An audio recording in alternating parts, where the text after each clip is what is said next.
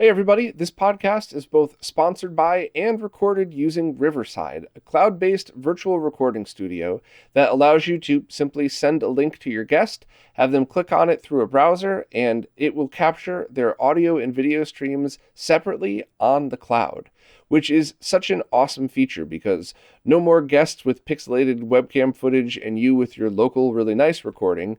Both feeds get treated like they're local. And on top of that, all of these files are saved individually, which means you could process the audio separately as well as do whatever you'd like with the video, which is a huge help for anybody who likes to process and really make their podcast look and sound a little bit better. Now, in this recording, I learned something new about Riverside, and I had to get over some of my trust issues in order to really take advantage of it. But the guest's internet connection was incredibly slow and spotty. And Riverside was recording and buffering everything in the cloud, but I kept getting signal drops the same way I normally would using any standard IM-based recording. So I was used to when that happens, where I had to stop talking to make sure that all the buffers caught back up, and then continue afterwards.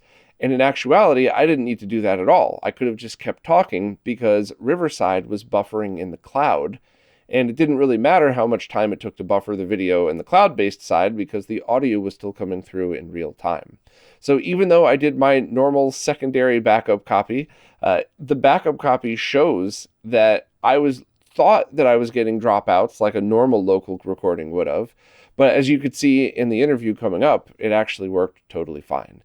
So it just kind of proved to me once again how reliable Riverside has been and how happy I am to have switched over to that. Now, of course, I'm still going to do my backup local recording because I am an untrustworthy nerd, no matter how hard I try not to be. I showed how to do that in the last podcast, but overall, Riverside's recordings have always been better and more reliable as a whole. So if you'd like to try this platform out yourself, go to retrorgb.link/Riverside and use coupon code RetroRGB30 for 30% off your first 3 months or yearly plan for Riverside. So enough of that, let's jump in and talk to Makho.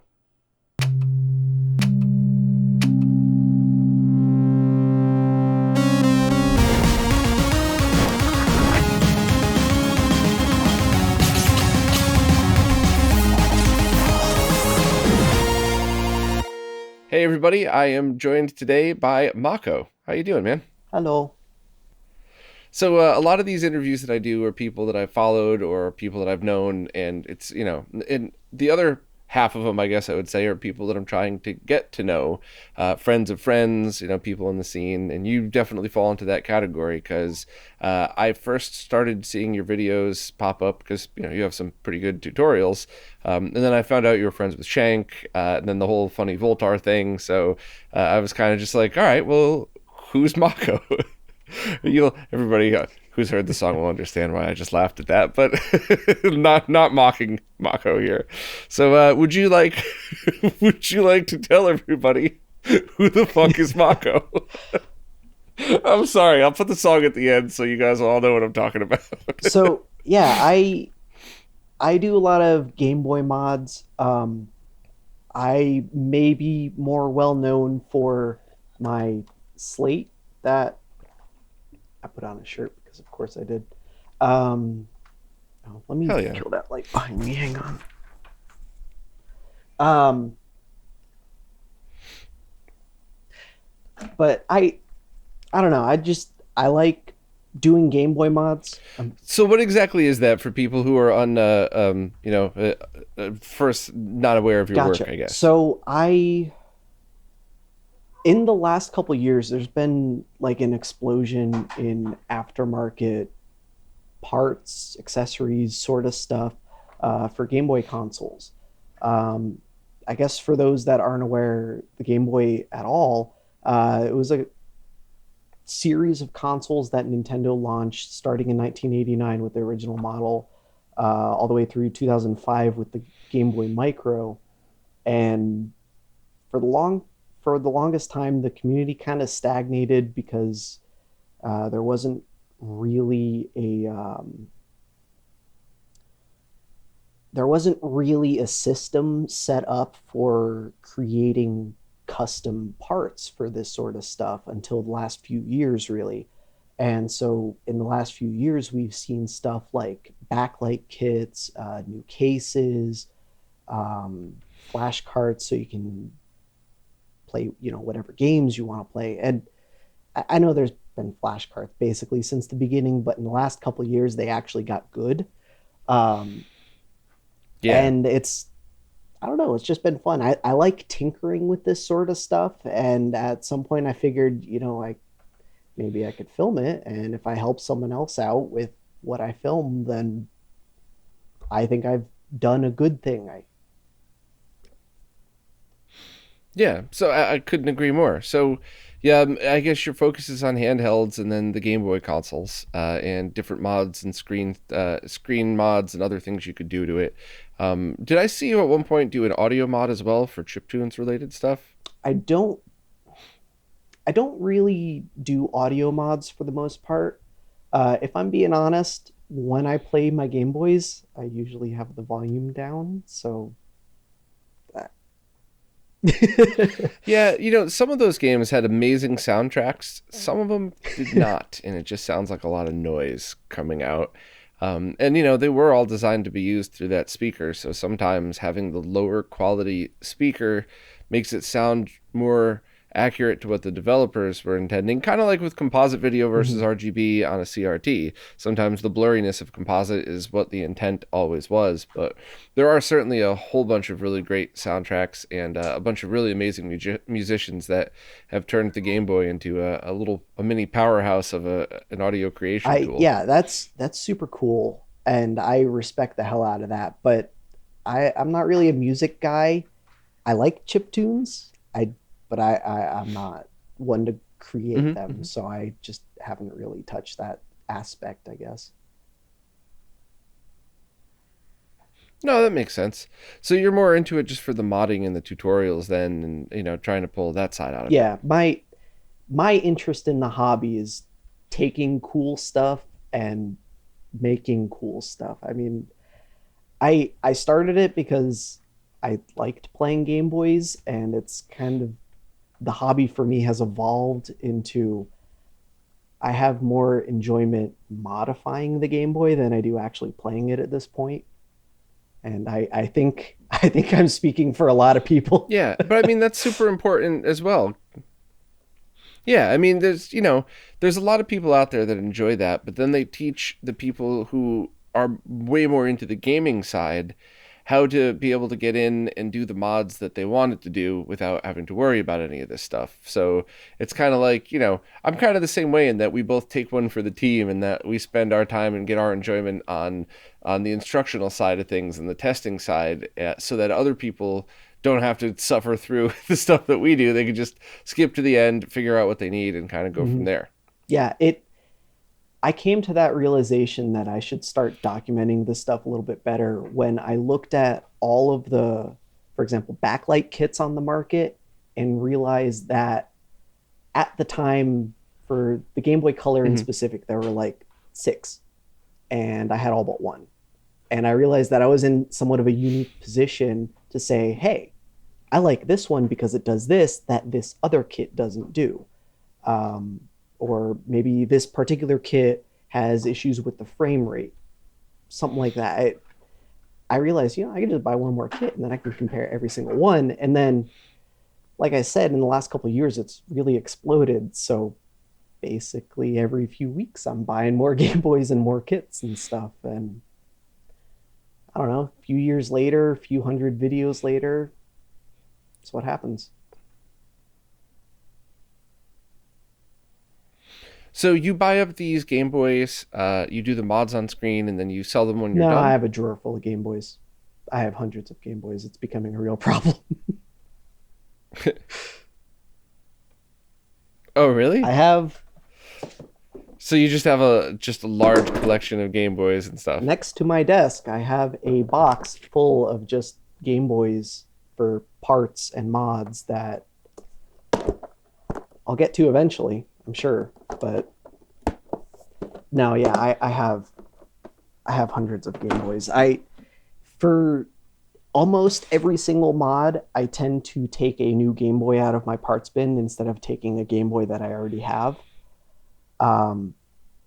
I don't know. I Hmm. like the idea of starting from scratch, and I don't necessarily believe in like I don't mean to throw anyone under the bus here, but I see videos every now and then like ultimate 2021, 2022 builds, stuff like that, where people are just throwing every mod at something, every possible thing they can cram into this console. I don't like doing that. I like taking one console, doing one mod, because I figure if people are looking to me, looking to my videos to learn how to do this, they're probably doing that too. And if nothing else, they can take my video on my backlight kit and then watch my video on like a battery mod or something and then just put the two together. Whereas if I'm doing a video on doing a backlight kit and a battery mod, half the video is useless to some people who aren't interested in the battery mod or the backlight kit or something. So I don't know. I figure it's easier. It's certainly not Mm. cheaper, Yeah. but No, I do see both sides of that though, right? I see three sides of that. I see the person that just, they want to get back into this stuff or they want to experience it for the first time, but they don't want to have to deal with all the shortcomings of some of the aged parts. So they just want to bang it all out in one shot. And I also see the creator side of things where it's like, hey, if I'm going to have to get noticed, I have to have a clickbaity title and a clickbaity thumbnail, and I have to have a reason for people to want to watch this video. So they throw that up there. And then I also 100% agree with you as well in that, I do find a lot of these things, even if you are the person that wants to do everything, having separate documentation to go through, it can be a huge help sometimes. And with time stamping videos, that's gotten a lot easier these days, but still it's, I kind of see all the different perspectives and I understand, yeah, each one of them, but I certainly appreciate how you go about doing this stuff too then, because it just kind of gives people a step-by-step real-time way to see how each mod is performed through that and anything. I think it's probably important to note that I do YouTube as a hobby. Like I'm just uploading stuff to upload stuff. Hmm. I understand I could sit down, edit my videos, get better lighting, get a better microphone, stuff like that, and it would improve the quality. If I bring like I have videos that often range from like 45 minutes to an hour and a half. If I look up any other YouTuber covering the same stuff, their videos like 10 to 15 minutes. We're doing the same amount of Mm. work. I'm just not editing my video down. I understand, I could put that extra work in, uh, put out a more polished video, and it would be more appealing for most people. But there's already people doing that. I don't see the need to duplicate. Whereas I can sit here, walk through every step that I think is appropriate, and there's some educational value in that. I already have a full time job. I don't need to rely on YouTube ad revenue and stuff like that. It's nice, don't get me wrong, but that's not what I'm out for. It's not what I'm after. Yeah, I actually think both are very helpful, and I'm very appreciative that there's both sides out there because for me, especially, like, I have so much stuff coming across my desk that I will do a mod on something or I'll work on something, and a year will go by, and I'll go, I've never seen that before in my life. And sometimes I Google it, and my own videos come up or my own guides to teach you how to do it. So those 10-minute videos or those, especially anything written where you could just scroll through, those are so great for people who kind of already know what they're doing or need to reference something they've already done. But on the flip side, those here's everything in real time as it's being done, a slow step-by-step walkthrough are incredibly important for anybody who's doing it for the first time, anybody who's out of practice, or anybody that's trying to pay attention to the little like tips and tricks and stuff, because there's all of us as humans, when you get good at something, you don't even realize what it is that you're doing. Whereas somebody could walk over and be like, well, why are you holding your hand like that? And it's especially with, I play guitar, so especially stuff like that. A couple times people have been like, why do you hit the strings like that? And I'm like, because that's how I play. And they're like, nobody plays like that, man. And I'm like, I'm thinking about it. I'm like, well, it's because I'm trying to get a sense of percussion on the strings as well. I never thought of it until somebody else pointed it out. And I guarantee there's so many people who watch your videos that whether they talk to you about it or not, you know, observe what you're doing and go, oh, I never thought about doing it that way, or I never thought about doing it in that order, or something that you might not even realize that you do. And it's just, it's a big help. So I like long form, I like short form. I'm just glad that there's a variety. But there's certainly plenty of times that I wish that I wasn't under the immense pressure of the algorithms, so I could just do things a little different. For the most part, I'm just kind of like middle finger up in the air. Let me do what I feel like, which is why my channel's grown so slowly. I feel that, yeah. But yeah, it's I completely respect all sides of that. So what got you into modding and into making videos in the first place? When I started doing what I do, which is more or less just documenting mods,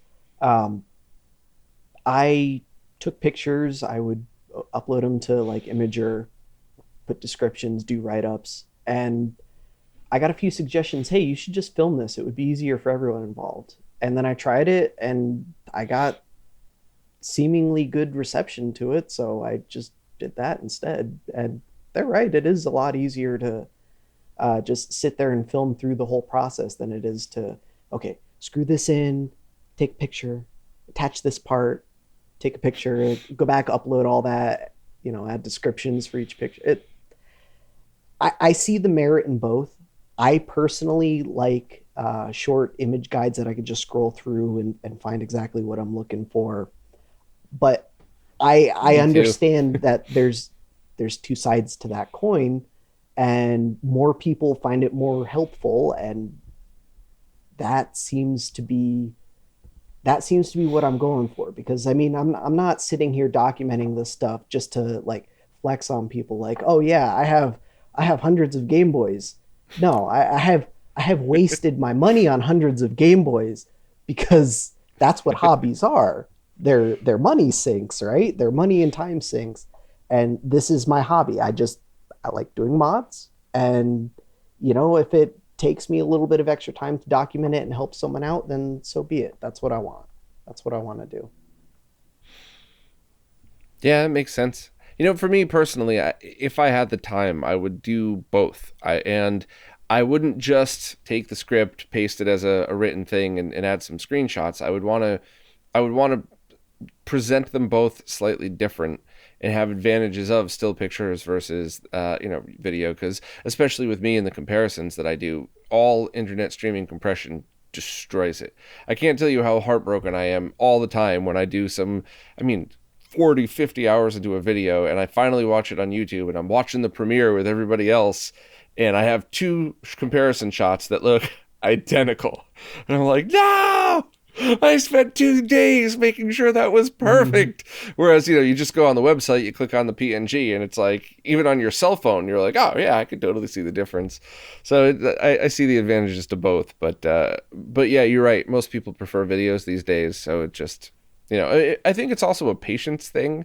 It's so many times I'm just like, let's go, skip to the end, I don't care. Which is funny, because in my own videos, I'm like, hey, you have to know this stuff before I get to the end. So here's the ending of the video, but like, here's why you need to know this. And so I try to find a happy medium for everybody. But I think that you're good at what you do, and it's just my opinion. Don't listen to me. It's just my own thoughts on it. But you're good at what you do, and you should probably stick with the formula that's been working for you. But hey, if you ever wanted to branch out and do written guides, you always have a place at RetroRGB and in the wiki and all that stuff too. But yeah, I think your videos are great for people that just kind of want to sit through these. What was the origin in starting to mod though? Like, when and where did that come about? So I think I can speak for most people who are interested in Game Boys as a hobby.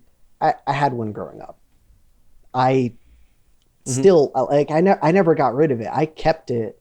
I didn't buy it. I was a kid. I got a Game Boy Advance SP in the early 2000s, and I've had that for almost a decade or 2 decades at this point. But sometime a few years ago, I decided, this thing's really beat up. Let's see what I can do to fix that. Most people go, oh, I'll just buy another one. And I thought, well, I'd rather fix what I have than just get another one. It seems wasteful. And then years later, I buy hundreds of Game Boys anyway, but it is what it is. I still have that Game Boy. I still like it, but I don't know. It triggered something in me when I fixed that thing. I modified it. I put a huge battery in that thing. Lessons learned on that, by the way, but that's another tangent for another time. So you want to talk a little bit about that? What kind of battery did you put in, and why was it not a good idea? So this is the back of an SP. Notice how it is nice and flat on the bottom. I made a 3D printed battery cover that stuck out basically like this, nice and chunky, and I filled that space with as much battery as I could possibly fill it with. And then I realized that it didn't actually make me play my Game Boy more. So you could have a 40-hour battery life if you wanted to, but you were still sitting there with the same length of an average session, which would mean that you would have time to charge it when you were done anyway. So kind of a moot pretty point. Much, yeah. Like play for half an hour, 2 hours, whatever. It doesn't matter. At the end of that session, plug it in and charge it. There's no point in getting, in my opinion, there's no point in getting more than like 4 hours out of a console. I'm not going to sit down and play it for more than 4 hours out of. I wish I had that kind of time, but I simply don't these days. Yeah, and on the flip side, if you were going on a camping trip or something like that, it would be infinitely easier to get yourself one of those like charge packs to bring with you, so that when your battery's running low in a couple days, you can just plug it into the battery charge pack rather than have to mod all of your devices and stuff like that. That's when I realized it's much more useful to get rid of the proprietary charge port and put something like USB-C on it rather than make it last longer on battery. It's easier to just recharge the device when I'm not using it than it is to make it last longer. There's more use, I think, in being able to recharge it easier than there is utility. There's more utility in being able to make it charge easier than being able to just get 40 hours out of a single charge. Agreed, and to be able to charge and play at the same time. Because that's something that I'm sure all of us has run into, where you go and you start playing your game and you're 5 minutes into it, and then the battery light comes on and you realize you forgot to charge it. It's if you use Eneloops or anything like that, which is what I predominantly use, if you're in a game that doesn't have a save, or if you're not near a save point, now you got to kill it. You have to start from scratch. You just lost your 5 minutes. Whereas if it's like, oh, I forgot to charge it. All right, let me grab my USB cord, and then like nothing happens. That's an advantage. But have you found any disadvantages of swapping the charge port out? Or is there anything that you lose? Has there been any challenges or anything like that? In the case of the SP specifically, the only disadvantage I've found with swapping... Okay, that's not true. There's like 2 disadvantages I found with swapping out the charge port. One of them is that I primarily charge SPs with a dock. Like I just pick the thing up, set it in the dock, move on. Can't do that once you swap the charge port out, because they don't make docks with that port, and if they did, it's not as smooth as just dropping it in the dock. USB-C, as much as we want it to, doesn't quite work that way. Just the alignment differences, the rigidity of the port, the insertion force, stuff like that. But on the SP in particular, Nintendo opted to omit the headphone jack. So if you want headphones, of course I just have all this stuff on my desk because of who I am as a person, you have to use a dongle. You plug the dongle into the charge port, and then you can plug your headphones into the dongle. Nintendo was ahead of Apple on that one by a decade. And if you swap out the charge port, you lose that functionality. And I mean, there are USB-C mods that have analog headphone functionality with yet another dongle. But then you lose some USB-C compatibility.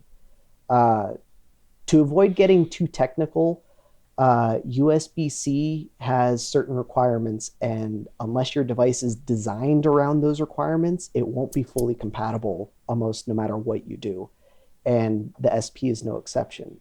If you use one of those like headphone USB-C adapters, then you can't charge with a USB-C host. because the SP can no longer negotiate voltages, stuff like that. So there are trade-offs most of the time. For most people, I think they're almost negligible, especially since we have both options now. We have the USB-C that supports headphones, and we have the USB-C that supports USB-C host charging and stuff like that. So there are trade-offs. But So if it's the, just to be clear then, so if it's the USB-C mod that supports headphones, it's the exact same as the original, that you could either be charging or listening to headphones at the same time, but not both. But you wouldn't lose the ability to use your headphones. It's just exactly like the original. actually, there are dongles for both. So on the original SP, this port has separate pins for the headphones and the charge port. So there's nothing technically stopping you from being able to charge and use headphones at the same time, except that most dongles don't have a pass-through. Right, that's what I was going to say, is most of the adapters I've seen are just a headphone and obviously then just charger. So there's no technical. But isn't there more than enough room there to put both a 3.5 millimeter jack and a USB-C port? It's just not feasible. I don't know how long offhand a 3.5 millimeter jack is, but in the SP, there's like half as much vertical space. You have to put it in weird spots if you want to be able to get an internal jack, and it doesn't really work out well. I ended up doing an SP mod that I did that exactly. I put a 3.5 millimeter jack in it, and I can charge it and I can use the headphone jack, and I can do both at the same time, and it works.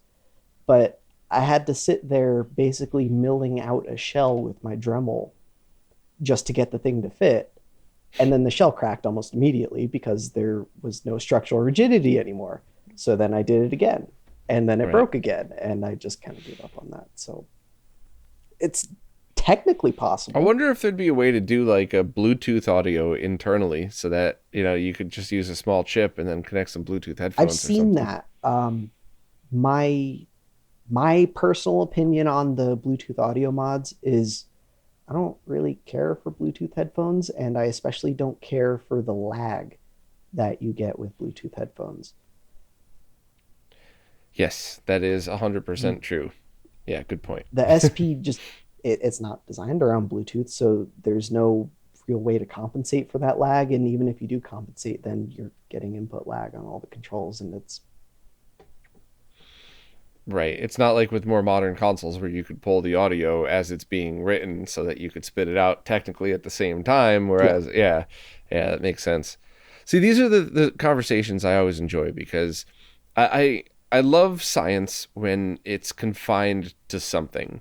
Because it's like if you and I had a conversation of like, all right, well, what if we had infinite money and infinite time and we wanted to build a spaceship? Like, we could talk for days and not get anywhere. Or we could obsess over the color of the thrusters and how it's going to be shaped like a dick because all rockets are shaped like a dick or something. But like, when you have the confines of something like, all right, there's a Game Boy Advance SP. Here's all the things we want to do to it, but it has to still be a Game Boy Advance SP at the end of the day. Those are some really interesting conversations, because you really have to use some creativity. It's not just brute force hardware modding. You have to be creative in figuring out ways around this stuff. And some of the ways the communities have found for all of these mods are pretty ingenious, and brings a side out of the hardware that I don't even think Nintendo devs would have ever expected, especially back then when it was released. Yeah, it's really fascinating stuff. It's funny you bring that up. I've actually thought about stuff like that. Just straight up taking the SoC off the motherboard, designing my own board with all of the features that I want, and then dropping that on there. There's nothing stopping anyone from doing that these days. There's enough leaked documents. There's one thing stopping everybody. There's one very big thing stopping everybody: FPGAs.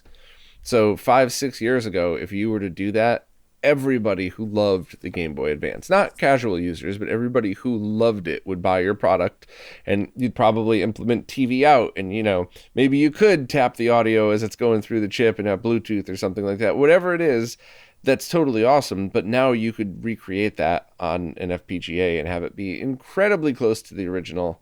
So, it's one of those things where it's like, do you buy I mean, when they're back in stock in 2029, do you buy an analog pocket, or do you, for the same price or less than it would cost to have that entire, reimagining? And there's definitely people out there that still love original hardware. For me, the consoles that are my favorites, yes, I would absolutely buy something like that. But for the stuff that I'm not, not my favorite consoles, I'd probably stick with originals just as they are. But uh, I mean, is that something you've actually looked into? Have you looked into the schematics and looked into reverse engineering the board and stuff like that? There's there are a few people in the community who've already put in that work. They've done a phenomenal job. Hmm. I don't know how into the Game Boy community you or your audience are going to be, but there's a gentleman by the name of Gekio, Hmm. Gekkio.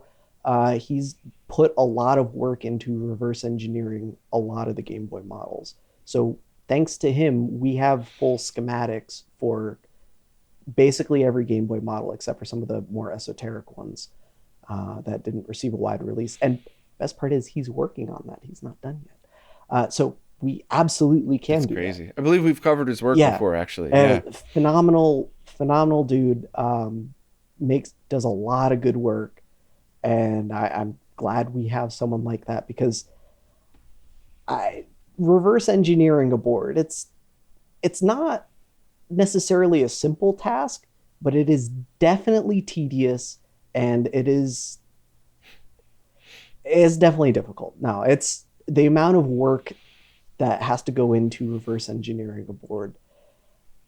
I'm envious. I mean, it's good, and I love that we have that now to use, and he's just published it free for anyone to use. You could just go to his GitHub, pull up the schematics, and then you have a full PDF of everything neatly organized. You have the power subsystem, the LCD power subsystem, the cart bus, charge system, all that just broken down neatly. It's great.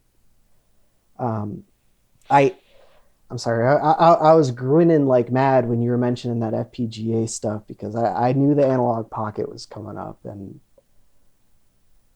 I wouldn't mind talking more about that. Go for it. Yeah, let's hear your So thoughts. Do you have one? Have you used it they're yourself? kind of hard to get. I don't Yeah. know if you've noticed. No, Analog announced the Pocket a few years ago, and then they opened up pre-orders, and they weren't shipping for like a year, their original estimate. And I wasn't really comfortable dropping the money now for a console I might get in a year, which I feel slightly Mm. vindicated because it did end up getting delayed a few times, but I still can't get one. And then I placed another pre order and I have no idea when that's coming. So that's probably going to get delayed again. I have no idea when it'll ever arrive. I'm sure it will eventually, but I like what they're doing on Yeah. paper. I can't say I like what they're doing because I don't actually have one to play with, but I I love the idea. It's fantastic. Like even just from a cost perspective, if you're looking at putting all of the features that that console has into a Game Boy, it's just it's straight up the better device to just get the analog pocket. It's for starters, it's cheaper, but everything is integrated from the ground up. They built it. Okay, we already know we're using a backlit screen because for context, original Game Boys didn't have backlights in their screens. They're just passive reflective displays. Um, they build it from the ground up knowing, okay, we want video out support over HDMI. We want external controller support. We want Bluetooth support. We want, did I already mention video out? Stuff like that. But if you want all of those features, there's no way to put all of that stuff into a Game Boy and be under $300. And then the analog pocket's only 320 with the dock, I guess. But you know what I mean. It's No, I totally understand what you and mean. Yeah. for the actual like end experience, if you're actually using it to play games and not just like sticking it on your shelf, which is to be honest what I would do probably. um, I mean, there's nothing inherently wrong with emulation as long as it's good emulation. And The Analog Mm. Pocket is basically the same thing. I mean, they say it's not emulation, but it's not a Nintendo chip in there. So as long as the code is Yeah, good, the easiest way to describe that to people who don't really understand what an FPGA is, and I mean this with respect, of course, but hardware emulation, software emulation. So, software emulation, you have an operating system uh, first that talks to the hardware layer, and then you have drivers and other software on top of that, and then you have the emulator that makes the console go back and talk to those other things. So there's a lot more room for lag and error, whereas hardware emulation, you have a chip called an FPGA that, like, imagine Terminator 2, this thing turns into another thing. And as long as you programmed it correctly to turn into another thing, it's pretty damn awesome. And you could skip a lot of those things that you would get from software emulation. So, the deep technical people roll their eyes and want to punch me in the face when I use that analogy, but everybody else is like, that's fair. That's a good way to no, visualize it. I think it's the way to go. Like, just consider this: to put a backlight into a Game Boy, a backlit screen, we need to use an FPGA anyway, because the Game Boy does not talk to the screens that have backlights. We need to use a device in between the Mm. Game Boy and the screen to tell the two to talk to each other. So I think it makes more sense to omit the Game Boy entirely and just use the FPGA, because as long as the code is good enough, you put both of them in a black box, hook them up to a TV, hand someone a controller. As long as the code's good enough, they should be indistinguishable. And you can take a lot of, I don't want Mm. to say shortcuts because that has the wrong connotation, but they are more or less shortcuts. Like, you don't, for the same example, putting a backlight into a Game Boy, a backlit screen into a Game Boy, you need that FPGA anyway. Whereas if you were coding the FPGA directly, you can just tell it, instead of talking to the original screen that the Game Boy is designed for, you just code it to talk to the better screen that you want to use. And you don't have those extra steps that you have to take in hardware. You just have it talk directly. It's fewer steps to take. I don't know. I'm I don't feel like I'm using the proper words to explain what I'm trying to get at, but I think I'm still getting there. No, I think you do. I think you nailed it. I think it's, there's a group of people who's, not a large group of people that say if you've modded a console in any way, it's no longer the original console. And I agree with that from a nerd perspective of ones and zeros, a technical analysis. Yeah, that's true. But from a gamer's perspective, it's the same thing as the original, just enhanced a little bit. What is interesting is when you get into scenarios of handhelds that it takes about one full frame or more than one frame, usually like 1 or 2 frames of latency from a button press to action on the screen, but you replace that screen with a newer one, and that 2 frames becomes one. So you're actually getting a slightly faster experience. So is that good? Is that bad? Does it matter? So, there's the philosophical discussion about that, but you're right in that if you're using an FPGA anyway, at what point does it stop being the original console? And I think that that's different every time. Like those NES the soundtracks that basically are an MP3 player that play the sound through the pass-through pins on your NES. Like, that's not using that's basically passing through and using the NES's sound amp. That's not, it's cool and it's neat and it's a fun idea, but it's not original hardware. But then you get things like, people designing their own custom mappers. So it's still 100% using the NES's hardware, just piggybacking on something new, which is what Nintendo did back in the day with all of their cartridges past a certain point. So that still is totally using original hardware, and the only discussion worth having is really just a fun, positive one of what people's opinions are on all of this stuff. So, yeah, I think you nailed the description, and I think it's a fun conversation to have too. But how far do you go in a mod before it's no longer the original? I guess for me, if the CPU and in PPU and a lot of these scenarios is original, and nothing is taken away from it. You're not adding 10 frames of lag because you did a Bluetooth controller and and a terrible video mod like those people that glue in those SCART to HDMI adapters. Ugh. But as long as you don't take away from the experience and it's the original main proprietary chips, then it's still original hardware. Is that kind of what your opinion is on that, or do you have a different perspective? I think there's two frames of thought when it comes to that, and depending on the specific hardware, I might be on one side or the other. Um, from a collecting perspective, I don't touch my consoles that I consider collector's items. So of course there's always like the Mm. rare limited editions with the cool shell and stuff like that. I typically don't modify those. Everything else, everything is fair game in my opinion. If you're having fun, I think that's the only part that matters. Who cares whether it's an official console if it plays the game better? Like if all you want is to play the game, does it matter if you're using an original Nintendo CPU or if you're using an FPGA? I personally don't think it matters at all if your end goal is to play the game and have fun.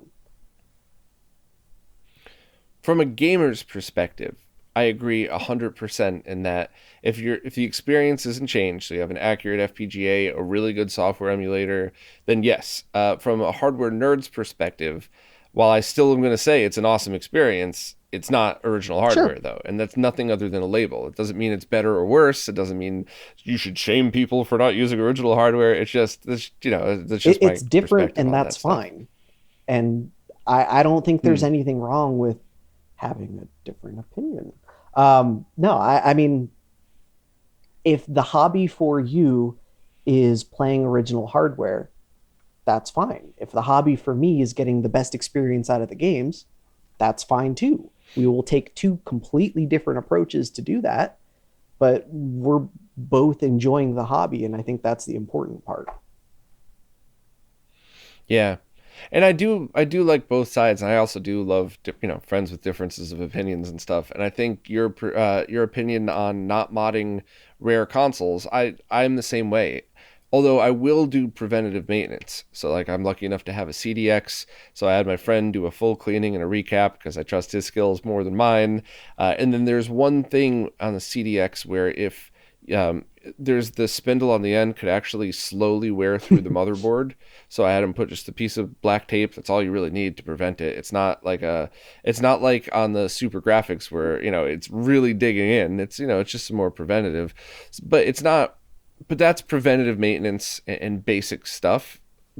But I know some people that don't even want to do that. They want to just leave it completely alone. And on the flip side, I know people that are so proud to have their rare console, like they were the only person to have a Wonder Mega with the triple bypass custom installed in it, and and that's cool. There's no wrong answer to any of this stuff. It's whatever makes you happy. But I actually like the contrast of opinions in here and all the people's different reasons for doing or not doing So something. let me actually that brings up something I saw a few months ago. I browse auction sites because of who I am as a person. Uh, and I stumbled across a rare variant of a Game Boy Light, brand new in box. Everything's original. Nothing's been touched. The thing hasn't even been opened other than to take auction pictures, it looked like. The original batteries were still in the box. Those started leaking years ago. Okay. So Yes. Yes. original is nice, but if you leave it alone long enough, it's going to eat itself away, and there's only so much you can do. Yeah. I think there are exceptions, universal exceptions that we can make for stuff like that. Or like the original Xbox console, the first few motherboard revisions are known for their defective capacitor. And if you keep using the console after that clock capacitor has failed, the electrolyte's going to seep out of the capacitor and eat away at the motherboard. Eventually, it's going to stop working. And since we're going on 20 some odd years, chances of that having already failed in your console are pretty high. So, oh Yeah. yeah, it's cool. I have an original Halo special edition. Sure, but if you don't open it up and fix that capacitor, you're not going to have an original Halo special edition very much longer. Unless Yeah. You know, if you just keep it on a shelf, fine, that's one thing. But if you want it to actually, if you want to preserve it, if you want to actually use the console, there is preventative maintenance items that you have to do. And unfortunately, that is a gray area, I think. And no one's happy about it. But it is what it is. Yeah, I mean that's an age old debate with collectors though, because I remember specifically when Death of Superman came out, the comic, and I used when I was a kid I liked comics, and I liked collecting them more than I reading them, which I guess is just a metaphor for everything I freaking do. But I remember being able to pick up Death of Superman for like $25.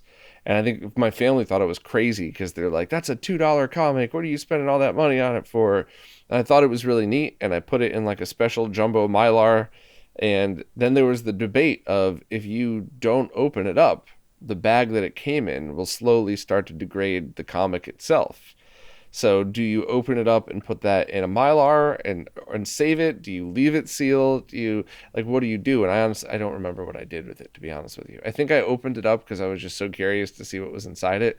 And then I very carefully Mylar'd everything separately, and I think I just sold it, early 2000s when I got rid of all that stuff. But yeah, it was just, I just, even as a little kid, I remember that. Like, do you change something that's all original? And what if you have to? And when do you make that decision? And so it's kind of the age old debate with collectory things like that. Yeah, no, I totally get it. And I don't know the answer to that. Um, I know with my personal consoles, I tend not to buy like pristine examples, new in box, stuff like that. So it just hasn't really come up for me. But I know that there are Mm. people in the hobby who do that sort of stuff. And I don't know what the correct answer is. I don't know if there ever is a real correct answer, but I think it's got to be common sense. Like, could you imagine stumbling across like a never driven '69 Camaro and you go, "Well, I'm not going to change the oil because it's original oil." Like, okay, you're going to blow up your engine then. Like, what the hell are you I'm not doing? going to put new So tires it's on it because these are the original tires.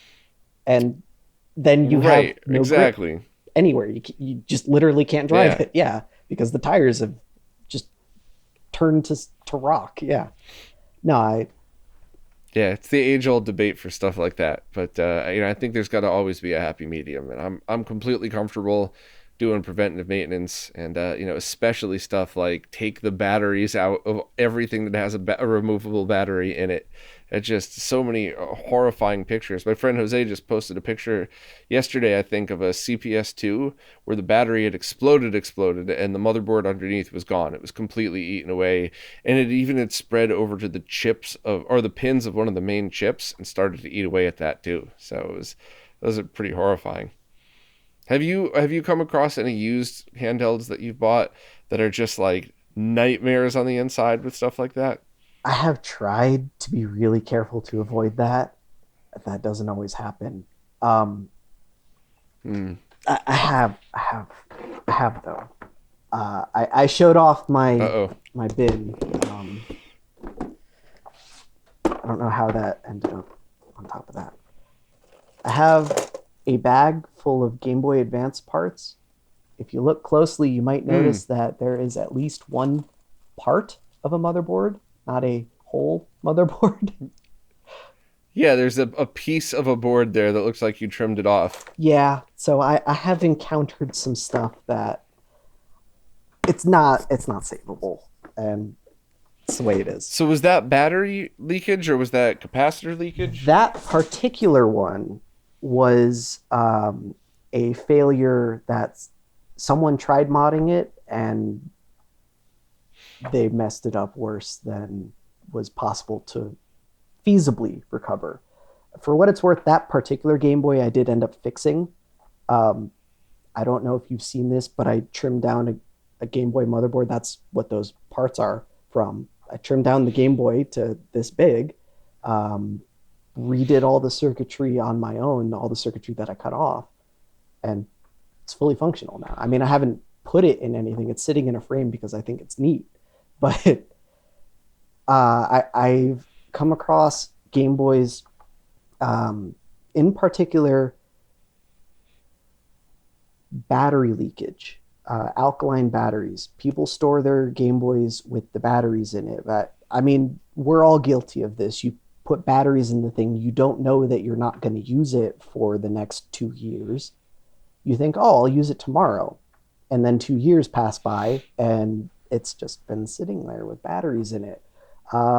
Especially when we're kids. These are, at the end of the day, these were, for better or worse, children's toys. They were designed for children.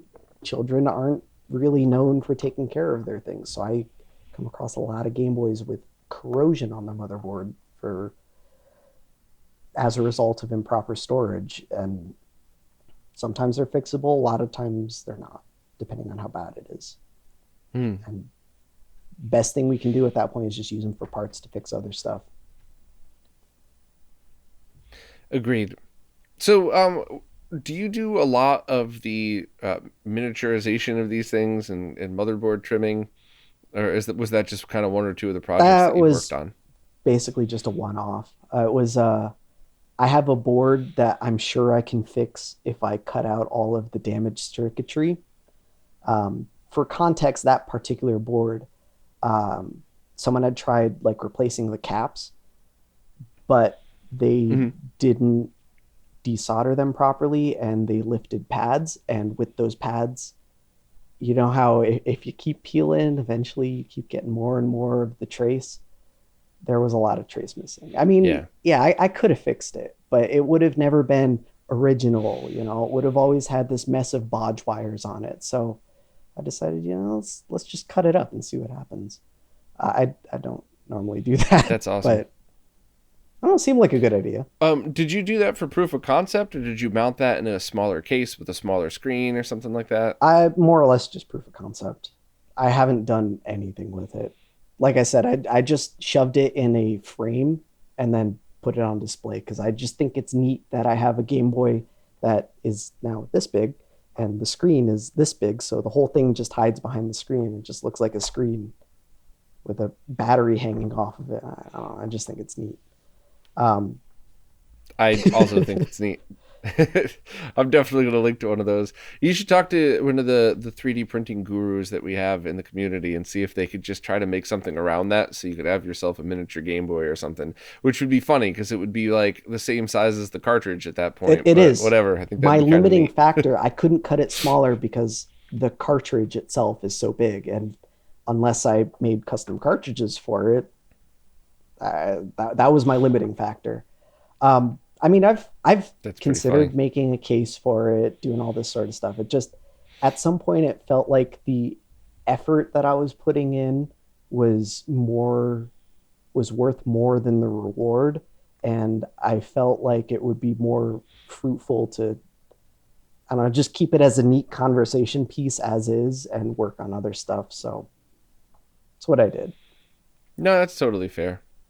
You know, I like to see, always love to see projects like that. And somebody I know talked about years ago, and they never did it because it's an insane amount of work, but basically reverse engineering the EverDrive master system and then just making the SG-1000 version of it. So that way you could, now obviously this is talk about proof of concept only. You would have to buy the EverDrive.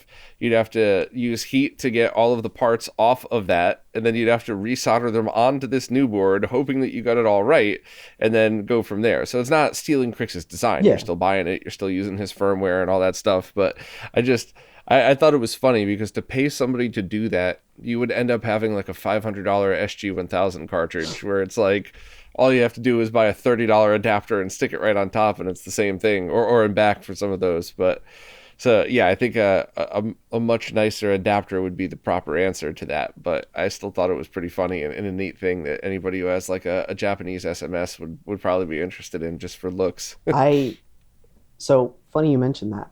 When I cut that Game Boy apart, I use it as a learning opportunity to, you know, kind of figure out how the circuit works, figure out exactly what I need to get the thing working. And then, you know, like I said, I did start working on a replacement for that so I could take that console and make it functional again. I got as far as completely reverse engineering one of the backlight kits. So for context, the backlight kits, they're usually on a separate PCB that you then just plug into the Game Boy through the screen connector. I reverse engineered that so that I could take the chips off of that, take the chips off the Game Boy, just put it all on a custom board, and then I was gonna slap it together and make a custom case for it. And then at that point, I took a step back, realized what I was doing, and I just, I don't know. I felt like working on something, putting that much effort into something that is just infeasible for anyone else to recreate. You know, it'd be neat, sure. I could, you know, get myself plenty of upvotes, I guess, you know, posting something like that, plenty of likes, whatever, you know, platform.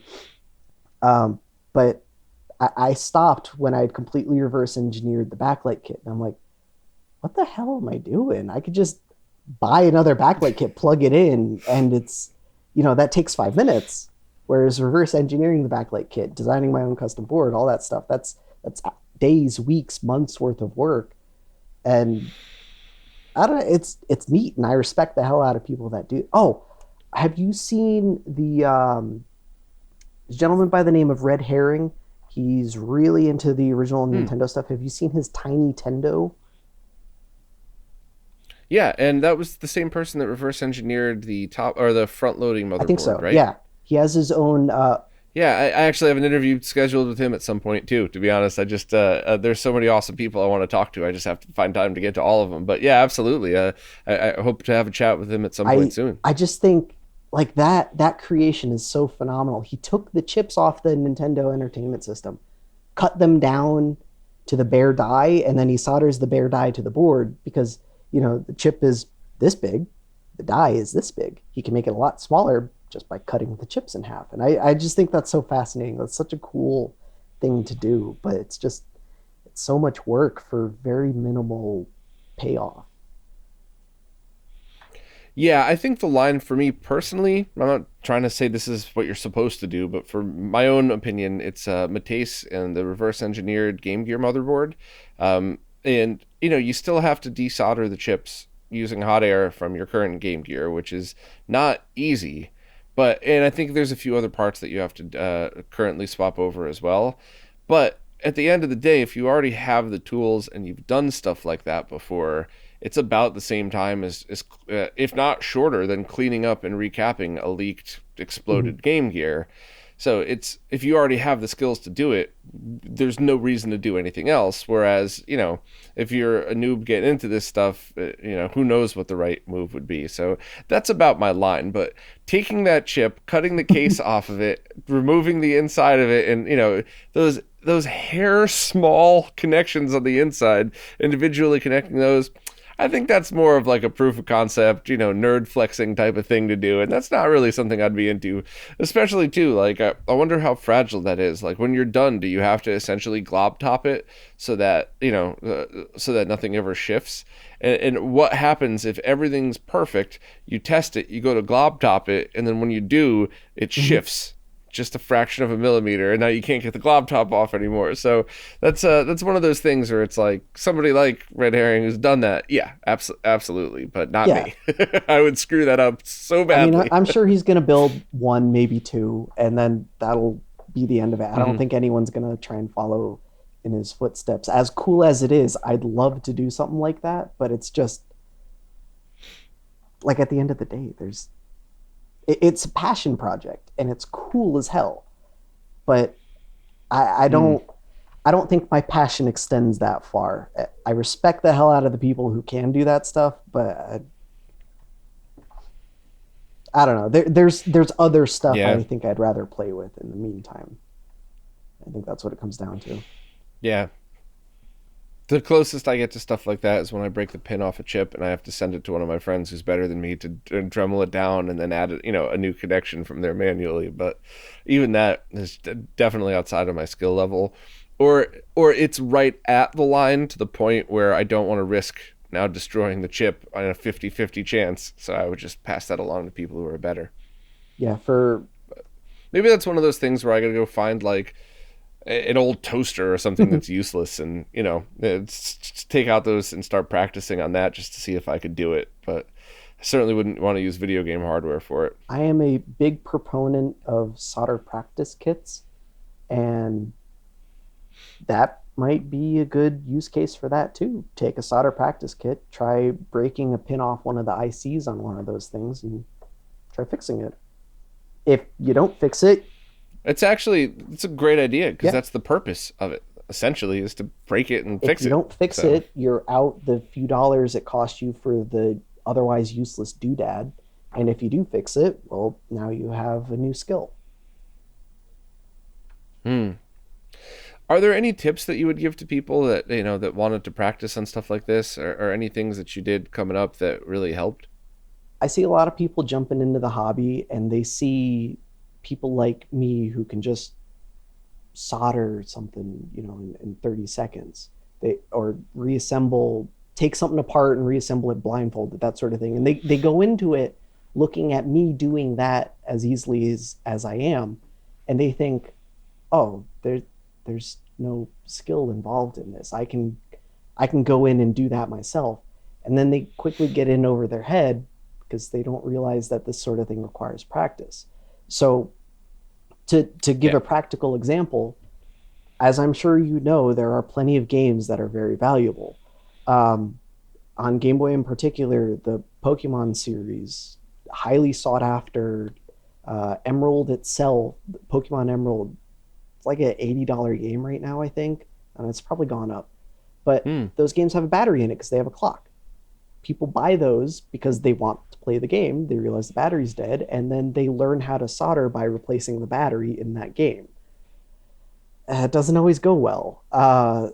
So that's what I mean. I always try and steer people towards the solder practice kit instead of learning how to solder on your $55 Game Boy and your $60 backlight kit.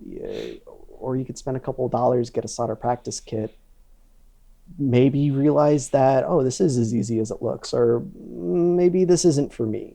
That sort of thing. It's much easier. Solder practice, they're disposable. The Game Boys, I don't consider I'm gonna have to disposable. get a link for one that you recommend, because the advice that I've been giving people is find a piece of electronics that was about to go in the garbage anyway. But a lot of people don't have that, especially if you were like me and you lived in Manhattan for 5 or 6 years. There's no room for a pile of stuff that you're eventually going to throw out. It's so yeah. I think that's a great idea, and that's unfortunately that weird ego Dunning Kruger thing is just a human trait, and I think. Have you ever gone into a karaoke bar and seen somebody who's never sang before think they're going to be the next Freddie Mercury or Beyonce or something?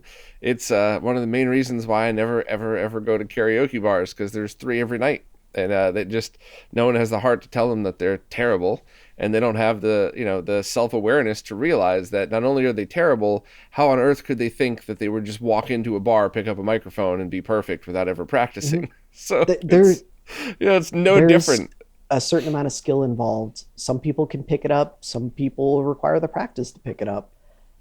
But either way, it comes down to you should probably learn on something that you can consider disposable and not something that is like a rare or valuable item. Um, I have, as some sort of weird fetish, I guess, I have a collection of pictures uh, of just failed mods that people have done, and uh, there's an embarrassing amount of pictures in my collection, but it's the same story. Like, Yeah. hey, I just bought this new game. I tried replacing the battery, and now solder won't stick to this pad. What's going on? It's Well, the pad's gone. That's why there's no solder sticking to it. Uh, Stuff like that over and over, and Yeah. it's sad to see. But Somebody takes an automotive soldering iron, puts it on the board, and burns the pad right off, and then they blame somebody else for the your mod board's garbage. No, no, you essentially just took a flamethrower to light a candle, so that's on you, buddy. for context, the games for Game Boy are this big. Uh, the chips Hmm. are stacked. The battery, well, Game Boy Advance, the original Game Boy games are twice as big, but they're still small. The chips are stacked. So you have the mass ROM chip, and then right over that, you have the battery. So if you aren't quite, if you're not paying enough attention, if you aren't 100% sure of what you're doing, you're not familiar with the equipment, that sort of thing, it's really easy to get solder on places there shouldn't be extra solder. You bridge pins.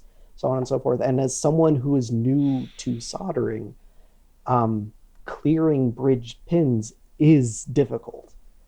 There is a lot Mm. of experience required to be able to do something like that. Um, I'm sure you know Voltar. I've seen plenty of his videos. You know, he just goes in, throws a bunch of flux on the board, drags his soldering iron across, and then it's done.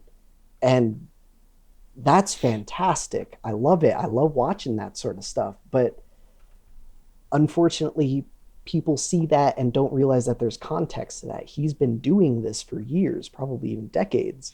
So he knows what he's doing. It's the same for me. I've been doing this such a long time. I don't realize that, hey, I'm doing something because this is, I'm used to it. I know how to do it. And I'm showing something that's maybe necessarily a bad practice.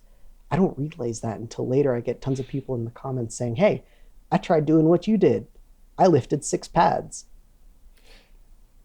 Yeah, Sorry. that's something you have to be very, very self-aware of, and that's why, a lot of people complain. A lot of people that I talk too much, I ramble, I repeat the same thing. But I would take any day of the week 100 comments saying we're tired of you hearing you say be careful when you work on CRTs, you could die. I'd rather get that all day every day than have one person say I went to the hospital because I saw one of your videos talking about modding a CRT and shocked myself. So it's one of those things where I just try to always just burn it into people's brains, and that's one of the things that's actually one of the biggest complaints Zach gets is that sometimes he'll remember to be like, anybody could do this with practice, and sometimes he just says anybody could do this. It's just that simple or Mhm. something. So he forgets to remind everybody that it took years and years and years to get to that point that you guys are at, and it's not just a matter of somebody could buy a soldering iron. And that's actually why one of my favorite videos I've ever done is he and I made fun of all of my bad mod work. So there was no guilt there. I'm not shaming anybody other than myself. If you have a problem with me shaming myself, you could fuck right off. Whatever. And we went through and we didn't just talk about why it was bad. I also talked about why I thought I should do it that way from a beginner's perspective at the time. Because this was, from mods from 10 years ago when I hadn't touched a soldering iron in 10, 15 years or something. And I loved that because it wasn't just us making fun of me, which I do like that anyway, but it really was designed to help people, because you could so easily have never done something like this before and walk into one of these situations and be like, well, I guess this makes sense, not realizing that it's like the worst possible thing you could do in the moment. So I enjoyed that one a lot. And I just, I do hope everybody feels welcomed and feel like this is something they can do, as long as they realize that, much like the Beyonce karaoke reference, you can't just walk in and grab the mic. You actually got to prepare yourself, train yourself, and do the work. I like that you mentioned like critiquing your older stuff. I've looked at some of my older Mm. videos and I've cringed at some of the stuff I've done. I mean, I'm not gonna sit here and start taking down videos because I did something really stupid. I mean, I can try and put disclaimers up as much as as much as possible, but there is a learning experience to that. If I do something stupid and I mess up, I'm not going to cut it out of video. I'm going to show how to fix it. And I think that's more Right. important because I Yeah. show, hey, if you do it like me, you're probably going to mess up, but it's not the end of the world. Here's how we can work on that. And I think that's more valuable than just showing, zip and flux on the board, zip, and then you're done. I don't know. I'm not, don't get me wrong, I'm not trying to critique anyone or anything like that. I think there's value in learning from mistakes more so than there is in just showing the proper way to do it, I think, if that makes sense. Yeah, when I do any video that's like a fancier video with higher production, I try to just make it as short as possible, not for the algorithm, believe it or not, but because I just want to keep people's attention. But all of my live streams, especially all the technical ones, like I'll tell people, like I'll put out a tweet that says, you probably don't want to join this live stream because it's going to be really boring and nerdy, but if you do, jump on in. And the people who do join those are there for that exact reason. They want to see the process. They want to be at work, half paying attention to their job, half paying attention to me or something like that. And they want to see like, well, why did this not work? What happened? Oh, wow, you could plug that in? I didn't know that either. Let's let's learn this together. And that's, so I really appreciate both sides of that. And, it's just one of those things where the most, how could I word this? The biggest leaps in learning for me are usually when I screw something up, because not only do I have an understanding of what to do, I have an understanding of what not to do, and the why comes naturally. Because once you know what, the right and the wrong, then you start to see the whole picture. So yeah, I'm on your page with that one as well. That's certainly how I learn, but depending on the content I'm trying to make, it could go either way as far as, showing the mistakes or Yeah, not. no, I believe me, I love when everything just goes off without a hitch. You get everything done step A to Z, not a single problem. But there's value in messing up, and I think that's part of the process, which goes back to the solder practice kit thing. Those are built to mess up. If you mess that up and you learn Mm. from it, then you've still gotten your money's worth out of it. That's something that you might want to look into to building. So maybe, do you design your own Mhm. PCBs as well? Yeah. So look into designing a PCB that has the basics of everything that you would want, to practice on. And going to that way, you could just upload the files on GitHub or something for free, upload the Gerbers, sell them yourself if you want, but that way people can go to like JLC PCB, drop that zip file in, have 3 or 5 whatever show up on their door, and now they have vias there that go to nothing, but now you could figure out how to put wires through and solder to a via. Now you can practice, can I do it without flux? Yeah, but if I use flux paste, that's the best for this one. But okay, now we're going to have pins that are all right next to each other. And then find yourself a chip that's super cheap, that doesn't really do anything, that's like, 10 cents, and then have people learn how to drag solder across those. And I bet you if you put together kits, and they were like $20 kits or something, I think people would really buy those. And if you put up the bill of materials and put up the Gerber files on open source, people, depending on where they're located, it might be way cheaper to just buy the parts themselves. But the more you talk about this, the more I start to see something like that as ridiculously helpful.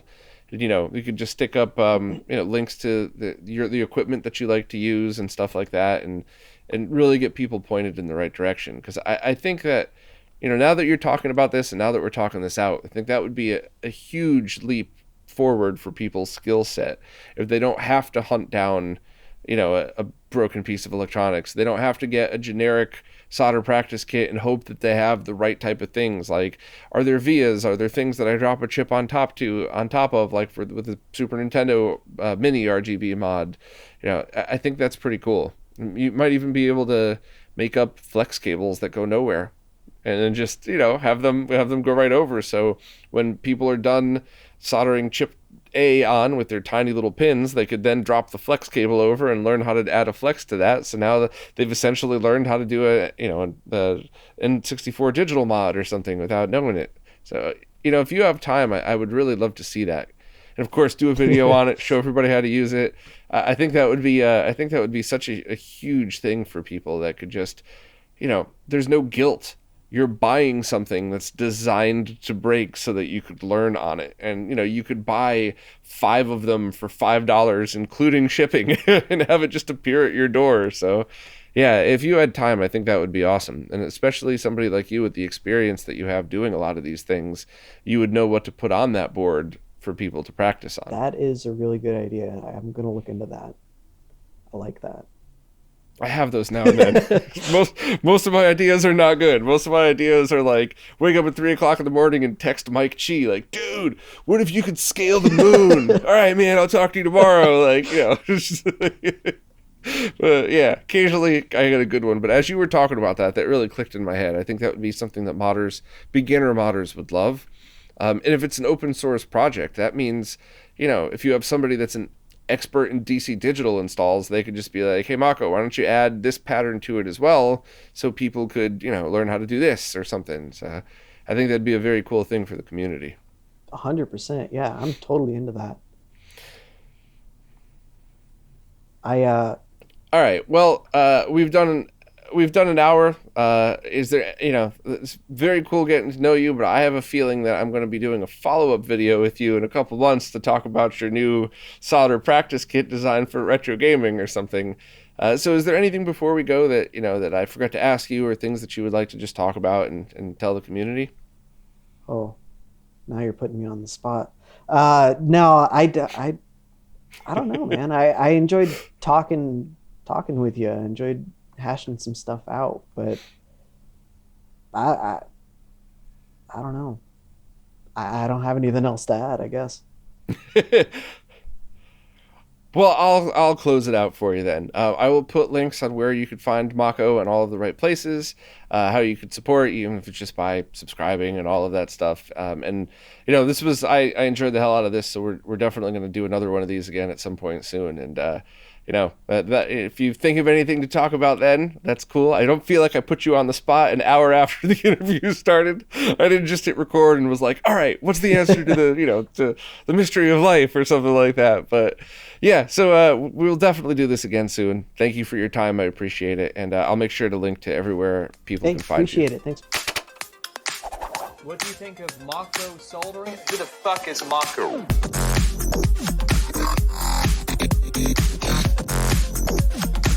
Who the fuck is Makho?